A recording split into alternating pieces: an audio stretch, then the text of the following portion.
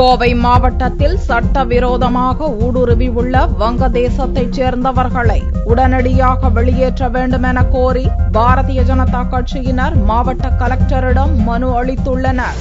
தொழில் நகரமான கோவையில் பல்வேறு மாநிலத்தைச் சேர்ந்த தொழிலாளர்கள் பணியாற்றி வருகின்றனர். வட மாநிலங்களிலிருந்து இங்கு வரும் தொழிலாளர்களின் எண்ணிக்கை அதிகரித்து வருகிறது. இந்நிலையில் எவ்வித ஆவணங்களும் இல்லாமல் வங்கதேசத்தைச் சேர்ந்தவர்கள் பலர் கோவையில் ஊடுருவியுள்ளதாகவும் இவர்களால் சட்டம் ஒழுங்கு கெடுவதுடன் குற்றச்சம்பவங்கள் அதிகரிக்கும் வாய்ப்பு உள்ளதாகவும் கூறி அவர்களை வெளியேற்ற கோரி பாரதிய ஜனதா கட்சியினர் மாவட்ட கலெக்டரிடம் மனு அளித்தனர்.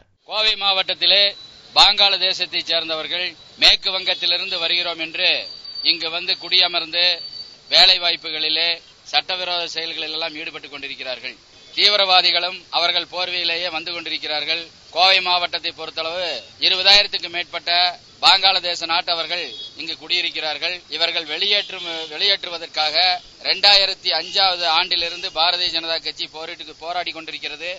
அந்த போராட்டத்தின் தொடக்கமாக இன்று இந்த மனுவை மறுபடியும் மாவட்ட ஆட்சியாளரிடம் கொடுக்கப்பட்டிருக்கிறது.